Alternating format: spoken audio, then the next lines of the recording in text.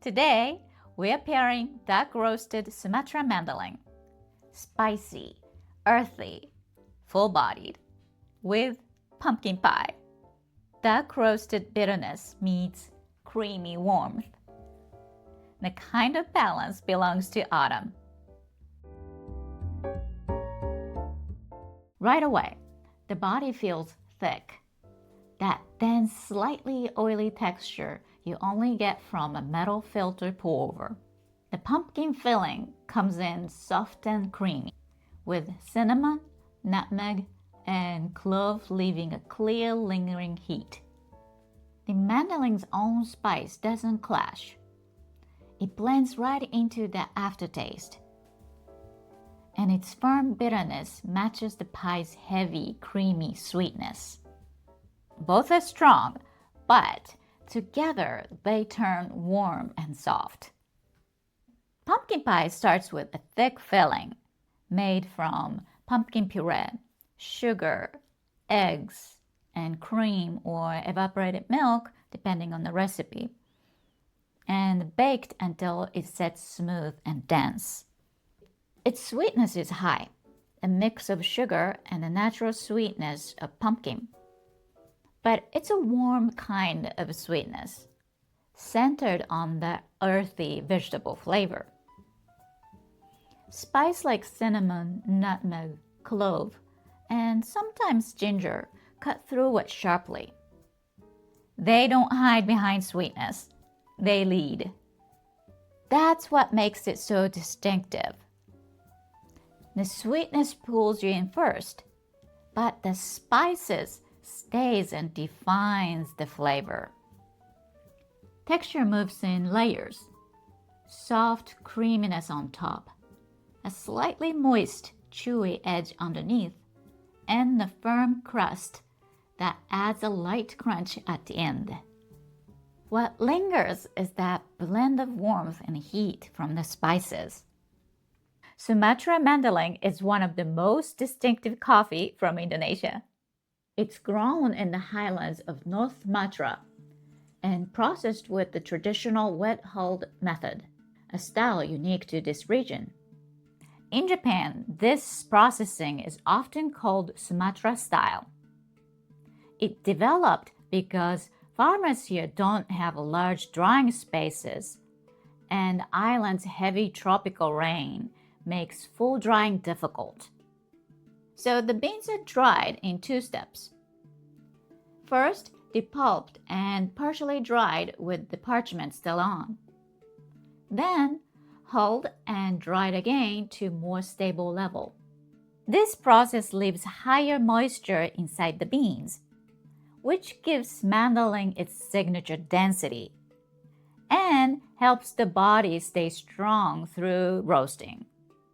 It also shapes the aroma and flavor in a very specific way. The beans keeps a trace of that humid earth from the drying stage, which later turns into a deep, spicy, and almost forest-like tone in the cup. Even before roasting, you can sense that complexity. Herbal, spicy, even woody. When it's roasted dark, it keeps that solid body. The earthy and spicy notes remain vivid, and the bitterness becomes grounded and steady instead of harsh. Acidity is naturally low from the start, giving the coffee a calm depth and steadiness. I'm brewing this as a metal filtered pour-over to work with those natural traits. The metal filter allows a touch of the coffee's natural oil to come through, carrying more of that spice aroma and grounding the bitterness. The key is to keep the flow pace steady, not too slow, so the extraction stays balanced and the bitterness remains smooth. It's a coffee with confidence, bold, layered, and meant to stand beside strong flavors like pumpkin pie, not behind them.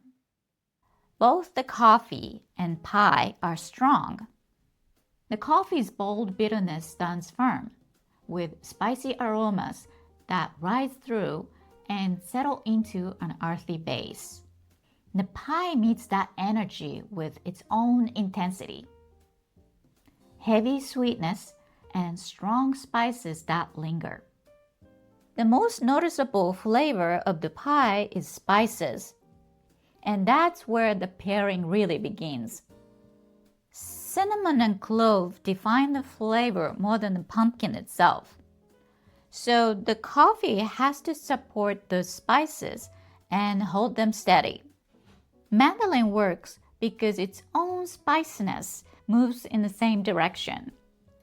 Cinnamon-like, warm, and low in acidity. It doesn't compete or mute the spices, it carries them. That's why the balance feels natural. The flavors stay distinct, but the coffee gives them weight and foundation. Together, the spices from the pie and spices from the coffee build on each other, creating deeper sense of harmony. Then the filling is thick and sweet, and coffee's body and bitterness meet it at the same strength.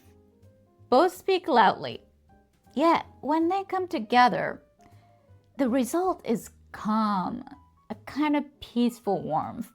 This pairing brings two strong characters together to create depth and warmth, not through contrast, but through balance. And that warmth is the final note. Calm, grounded, and complete. That's the key to this pairing.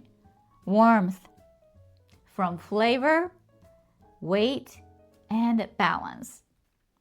In this pairing, there are two clear links, spice and weight. The spices from the pie and the spiciness of the coffee move in the same direction, adding depth and the connection. Then there's weight, the pie's rich sweetness, and coffee's body and grounded bitterness standing side by side. That sweetness works almost like a seasoning. It gives shape and definition inside sweetness, turning what could be just so dense into something structured and balanced. It's a kind of harmony built not on contrast, but on how flavors hold each other in place. The same idea applies here. The coffee leads quietly, holding the sweetness and the spice in check. And that's what creates the sense of calm warmth. Warmth that comes from balance, and from coffee that knows exactly how to stay steady. Today's pairing, dark Sumatra mandolin and pumpkin pie. There's something grounding about this combination, especially as days get cooler. The spice, the sweetness, and deep bitterness come together in a way that feels rich and cozy. The kind of flavor makes you want to stay inside just a little longer. Next time, we'll explore something very different from the last three pairings. Make sure to subscribe so you don't miss it. Thank you for exploring with me today. I'll see you at the next pairing.